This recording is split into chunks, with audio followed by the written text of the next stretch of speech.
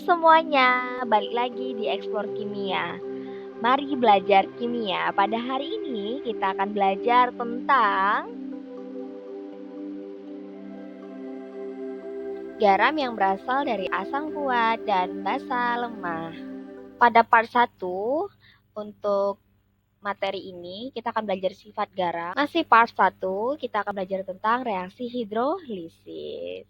Jika garam yang berasal dari asam kuat dengan basa lemah dilarutkan dalam air, garam ini akan menghasilkan kation yang berasal dari basa lemah dan anion yang berasal dari asam kuat.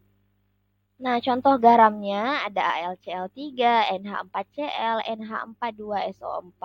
Nah, ini tipsnya jangan lupain ya ion sisa asam kuat dan ion sisa basa kuat. Nah, garam-garam ini akan mengalami ionisasi. Terbentuklah ion-ionnya dari kation dan anionnya.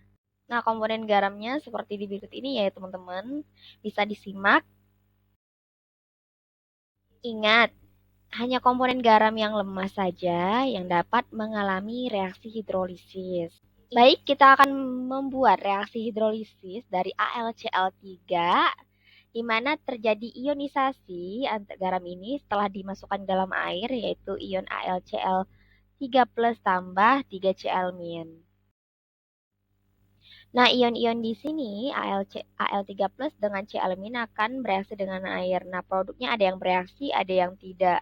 Cl- tidak bereaksi, sedangkan Al3+ itu menghasilkan basanya kembali, yaitu basa lemah AlOH3 kali, dan terjadi reaksi hidrolisis.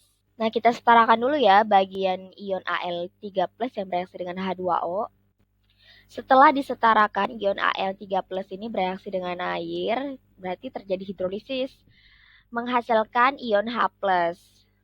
Karena menghasilkan ion H+ sebelumnya itu di reaksi hidrolisis, menyebabkan larutan itu konsentrasi ion H+-nya lebih besar dari ion OH-, sehingga garam ini bersifat asam.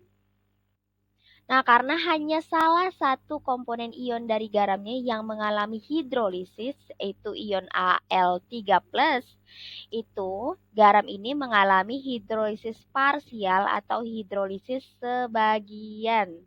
Nah, contoh lainnya, di sini ada garam NH4Cl akan mengalami ionisasi terlebih dahulu. Setelah direaksikan dengan air, baru ion-ionnya akan bereaksi dengan air. Nah, ion Cl- tidak dapat bereaksi dengan air, sedangkan ion NH4+ dapat bereaksi dengan air membentuk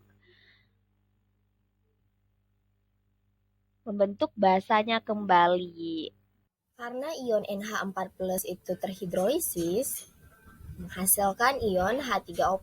Nah, H3O+ ini adalah asam konjugasi. Nah, karena di larutan itu didominasi oleh ion H3O+ atau asam itu, menyebabkan sifat garam ini adalah asam atau pH-nya kurang dari 7.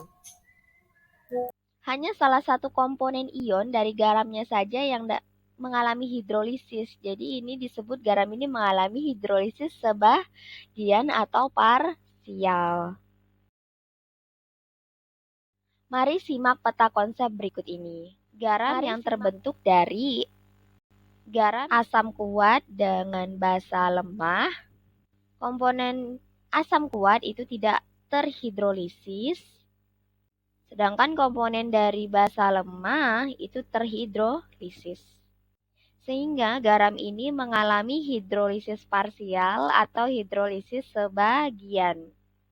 Karena komponen dari basa lemah ini terhidrolisis, maka akan menghasilkan ion H+, yang mana menyebabkan larutan itu konsentrasi ion H+-nya lebih besar daripada konsentrasi OH-.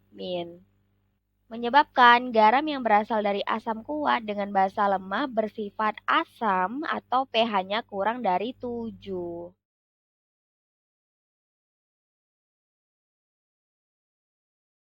Mari simak pembahasan soal berikut ini. Tentukan senyawa garam yang di bawah ini yang dapat terhidrolisis sebagian. Sebelum lanjut kita ke soal, nah ini ada tips cepatnya. Kalau misalnya kalian menentukan sifat, itu lihat komponen garam yang kuat. Asam kuat dan basa kuat yang udah kita hafalin kan sebelumnya. Dan terhidrolisis itu lihat komponen garam yang lemah. Garam yang mengalami hidrolisis sebagian dan bersifat asam berasal dari asam kuat dan basa lemah. Jangan lupa ya, yang kita hafalkan adalah asam kuat, berarti yang selain asam kuat berarti asam lemah, dan yang kita hafalkan itu basa kuat, selain basa kuat itu berarti basa lemah. Ada garam Na2CO3, ada garam Na2CO3, di mana berasal dari sisa ion basa kuat Na+, ingat ya basa kuat, dengan CO3-. Ada garam ZnI, K2SO4, AgNO3, ada ZnI berasal dari sisa ion basa lemah dan sisa ion asam kuat. Ingat, indah. K2SO4, di video sebelumnya udah kita bahas juga garam ini. Dia berasal dari ion basa kuat dengan sisa ion asam kuat. Dan AgNO3 itu berasal dari sisa ion basa lemah dengan ion asam kuat. Jadi jawabannya garam yang bersifat asam dan terhidrolisis sebagian adalah garam ZnI2 dan AgNO3. Tuliskan reaksi hidrolisis yang terjadi pada garam-garam berikut ini. Nah, di sini ada garam NH42SO4. Di sini akan terjadi ionisasi karena dilarutkan ke dalam air, yaitu ion NH4+ dengan SO4 2-. NH4+ bereaksi dengan air akan menghasilkan basa lemah dengan H3O+. SO4 2- plus H2O tidak bereaksi dikarenakan SO4 2- itu berasal dari asam kuat. Ingat ya teman-teman, komponen garam yang berasal dari yang lemah saja yang mengalami hidrolisis. Di sini ada garam AgBr diionisasi menjadi Ag+ tambah Br-.